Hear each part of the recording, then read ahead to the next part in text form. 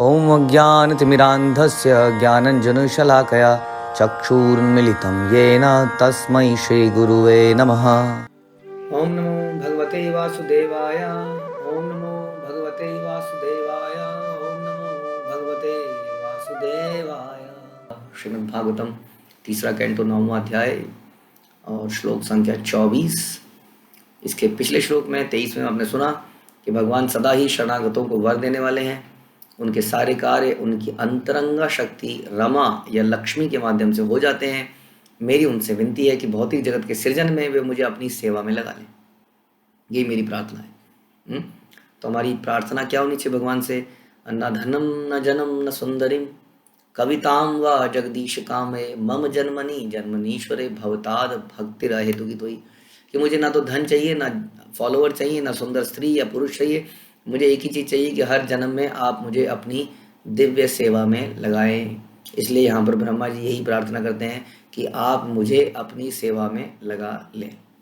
आगे बोलते हैं, नाभि हृदात इह सतः अम्भा अम्भसी यस्य पुंसो विज्ञान शक्ति रहमास मनंत शक्ति रूपम विचित्रमिदमस्य विवरणवतो में मारिशिष्ट निगमस्य गिराम विसर्गा। भगवान की शक्तियां असंख्य हैं।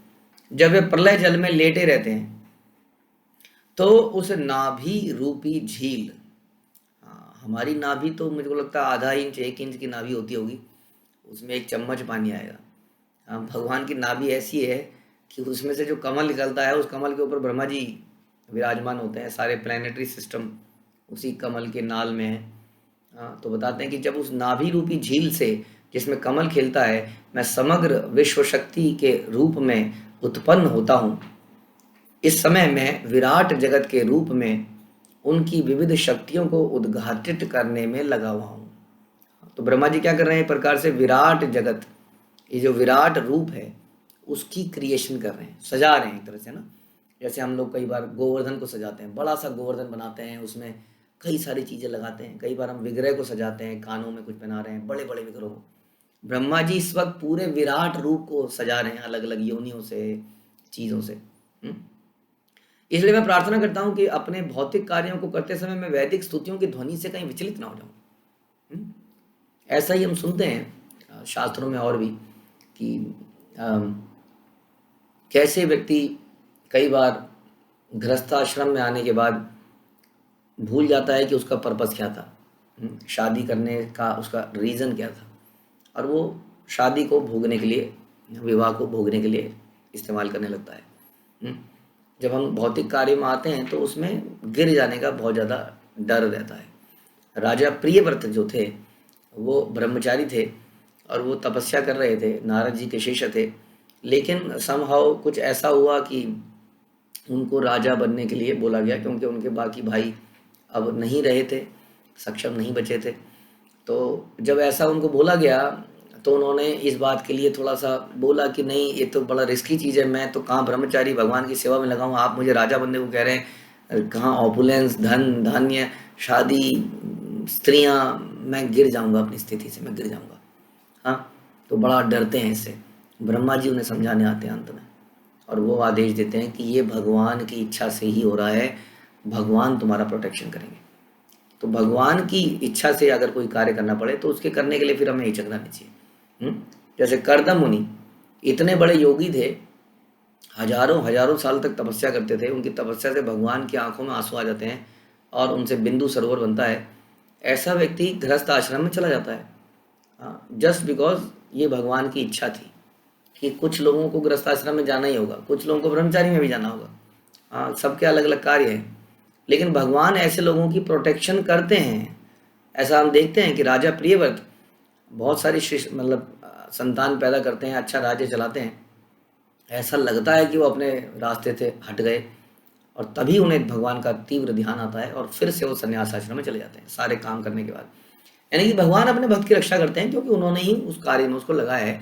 यदि हम भगवान की इच्छा से किसी कार्य में रत होते हैं तो भगवान हमारी रक्षा अवश्य ही करते हैं। इसलिए श्रील प्रभुपाद के शिष्य केवल नाम नहीं जपते थे, नाम जपने के साथ साथ मंदिरों का निर्माण, यात्राएं, फार्म कम्युनिटी का डेवलपमेंट, पुस्तकों का वितरण, पैसे की डीलिंग, हाँ, न जाने क्या क्या गुरुकुल्स को खोलना, बिल्डिंग बनाना, कितने कार्यों में लगे थे। ऐसा लगता है कि कोई सांसारिक व्यक्ति सांसारिक कार्य कर रहा है, लेकिन क्योंकि वो भगवान की इच्छाओं को फैलाने के लिए कई सारे कामों में लगते हैं, इसलिए भगवान उनकी रक्षा भी करते हैं।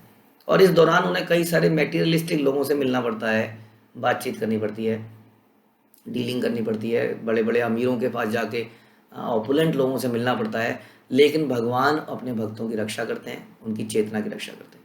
तो इसलिए ब्रह्मा जी यहाँ पर कह रहे हैं कि मैं बहुत सारे बड़े बड़े काम करने वाला हूँ। कहीं ऐसा ना हो कि आपकी स्तुतियों की ध्वनि में भूल ही जाऊं और उन्हीं चीज़ों में रम जाऊं। तो बता रहे हैं कि प्रभुपाद कहते हैं कि जब तक कोई भगवान द्वारा पर्याप्त रूप से सुरक्षित ना हो, तब तक वो अपने आध्यात्मिक पद से नीचे गिर सकता है। यानी कि गुरु द्वारा सुरक्षित होना आवश्यक है। अतः अपनी सुरक्षा के लिए तथा अपना कार्य करते रहने के लिए आशीर्वाद हेतु मनुष्य को निरंतर भगवान की प्रार्थना करनी चाहिए। आप जानते हैं हमारे अंदर बहुत रजोगुण भरा हुआ है। इस संसार में मनुष्य प्रायः रजोगुणी है, क्योंकि जो सतोगुणी हैं थोड़े वो ऊपर के लोगों में चले जाते हैं, जो तमोगुणी है वो नीचे के योनियों में, जो योगों में चले जाते हैं, लेकिन रजोगुणी इस संसार में मनुष्य के रूप में अक्सर रहते हैं। जब भी हम इवन सेवाएं भी करते हैं तो सेवाएं करते हुए हमारे अंदर रजोगुण पैदा हो जाता है और हम कहते हैं आई विल डू इट, देखता हूँ कौन मेरे बीच में आता है। हम बड़े अटैच हो जाते हैं अपनी चीज़ों से, बड़े नेम एंड फेम के चक्कर में पड़ जाते हैं। अगर ऐसा होगा तो मेरा नाम खराब हो जाएगा, मैं ऐसा करूँगा या करूँगी तो मेरा नाम हो जाएगा, नहीं तो मेरे बारे में क्या सोचेंगे। तो मुख्य पर्पस गुरु और वैष्णव को प्रसन्न करने की बजाय कुछ और हो जाता है। It is natural. ऐसे में यदि हम गुरु के संरक्षण में हैं तो हमें बीच बीच में करेक्ट करते रहते हैं, हमारी चेतना को ठीक करते रहते हैं, नहीं तो हमारी चेतना बहुत जल्दी दूषित हो जाती है। ऐसा आप प्रैक्टिकली देखेंगे। तो इसलिए यहाँ पर ब्रह्मा जी प्रार्थना कर रहे हैं। श्री चैतन्य महाप्रभु ने भी अपना धर्म प्रचार कार्य अपने भक्तों को सौंप दिया और उन्हें भौतिक संसर्ग के प्रहार के प्रति सुरक्षा का आश्वासन दिया कि जाओ तुम प्रचार करो, मैं तुम्हारी रक्षा का वचन देता हूँ। क्योंकि कहते हैं ना कि कोयले की दलाली में काला हो जाता है।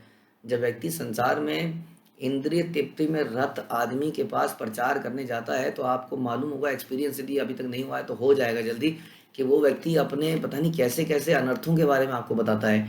प्रभु जी मैं इन गंदी आदतों में लगा हूँ, मैं पहले ऐसा था, मैं ये करता था, मैं वो करता था, और वो सारी चीज़ें आपके कानों से आपके हृदय में उतर रही हैं। ऐसे में यदि गुरु और गुरु परंपरा का आशीर्वाद ना हो तो वो व्यक्ति गया काम से। इसलिए ऐसी प्रार्थना करना बड़ा जरूरी है। वेदों में आध्यात्मिक जीवन के मार्ग को तेज उस्तरे की धार के समान बताया गया है। यस, थोड़ी सी भी असावधानी से तुरंत ही वह पो तथा रक्तपात हो जाता है। किंतु जो व्यक्ति पूर्णतः शरणागत है और सौंपे हुए कार्य को संपन्न करने में भगवान से रक्षा की याचना करता है, उसके गिरने की खतरा नहीं है। तो दो बातें इसमें कॉन्ट्राडिक्टरी बातें आप सोच रहे होंगे। कभी कभी हम कहते हैं कि भक्ति का रास्ता इतना सुदृढ़ है, इतना पक्का है कि यदि आप आंख बंद करके भी जाएंगे तो गिरेंगे नहीं। यहाँ पे बताया जा रहा है कि इस रास्ते में चलना मतलब तेज उस्तरे की धार में चलना। कभी भी सावधानी हटी तो कट गया। तो इसमें कैसे इन दोनों बातों को समझें? इन बातों को ऐसे समझें कि यदि कोई गुरु द्वारा, भगवान द्वारा संरक्षित है और प्रार्थनाएं करता रहता है तो वो व्यक्ति बिल्कुल सुरक्षित है, वो भाग के भी जा सकता है। लेकिन यदि कोई व्यक्ति अपने ही दम पर कर रहा है तो वो व्यक्ति बिल्कुल असुरक्षित है। ये समझाने का मतलब है। तो यही रास्ता बड़ा सुगम भी है, आसान भी, यही रास्ता खतरनाक हो जाता है। तो इसलिए हमें अक्सर हमेशा प्रार्थनाएं करनी चाहिए और गुरु और वैष्णव की शेल्टर में रहना चाहिए। तो ब्रह्मा जी ऐसा ही एग्जाम्पल दे रहे हैं। सासो अध्रव करुण भगवान विवृध प्रेमिस्मितेन नयनाम्बुरुहं वृजम्भम उत्थाय विश्व विजयाय चनो विषादम माध्वया गिरापन यतात पुरुषः पुराणः। भगवान जो कि परम है और सबसे प्राचीन है, अपार कृपालु है, मैं चाहता हूं कि वे अपने कमल नेत्रों को खोलकर मुस्कुराते हुए मुझे वर दें। वे संपूर्ण विराट सृष्टि का उत्थान कर सकते हैं और अपने कृपापूर्ण आदेशों के द्वारा हमारा विषाद दूर कर सकते हैं।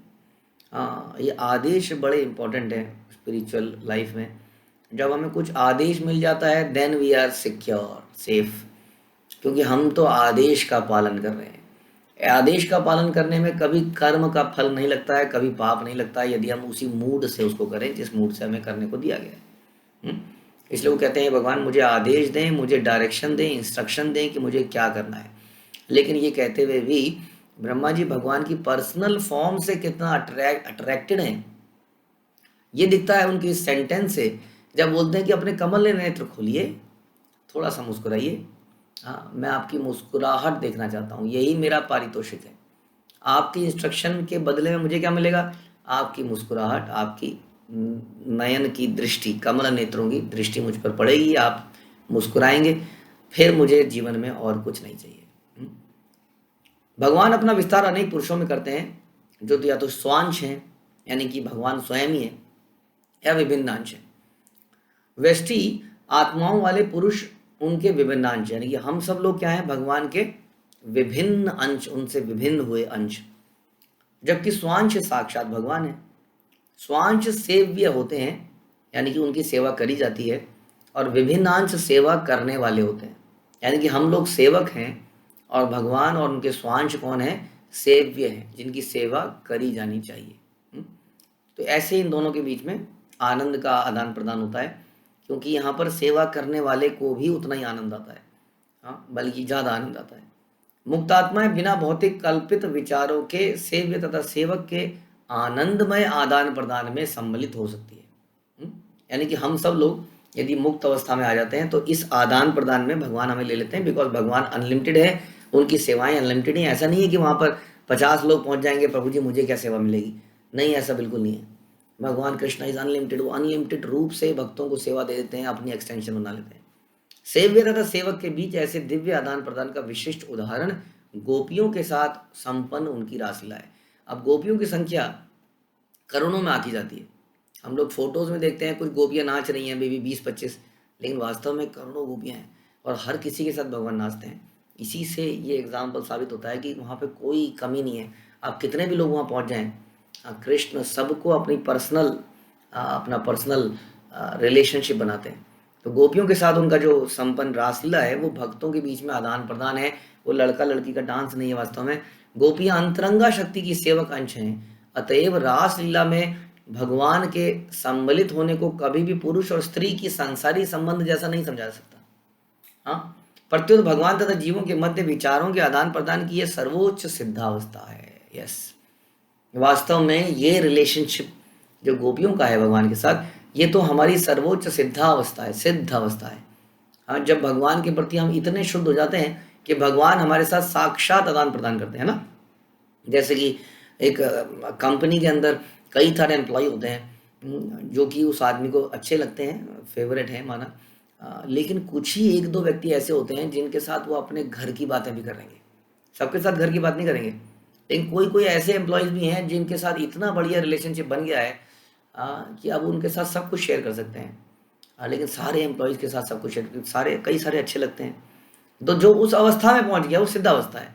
तो वैसे ही ये गोपियाँ जिनके साथ भगवान माधुर्य लीलाएं संपन्न करते हैं, ये सिद्धावस्था में पहुंच गई।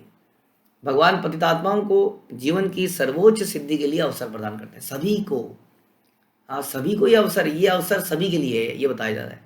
ऐसा नहीं है ये रिजर्व्ड है। फिर से बता रहे हैं बार बार कि वहाँ पर ये जो सेवाएं हैं, ये गोपियाँ हैं, ये रिजर्व नहीं है, बाजी वैकेंसी फुल, अब और लोग नहीं आ सकते, ऐसा नहीं है। हर पतितात्माओं को इसका अवसर दिया जाता है। ब्रह्मा जी को संपूर्ण विराट जगत की व्यवस्था का भार सौंपा गया, अतएव वे भगवान से आशीर्वाद मांगते हैं कि वे अपने इस कार्य को संपन्न कर पाएं। यदि हम भी भगवान से इसी तरह की प्रार्थनाएं करेंगे, इसी तरह से संरक्षण में रहेंगे, तो क्या होगा? हम सुरक्षित रहेंगे और धीरे धीरे हम भी उस सिद्ध अवस्था को प्राप्त कर सकते हैं जो गोपियों ने प्राप्त करी। लेकिन यदि हम उन्हीं के चरण चिन्हों पर चलें और उनका दासत्व स्वीकार करें। हरे कृष्ण। श्रील प्रभुपाद की जय। ग्रंथराज श्रीमद् भागवतम की जय।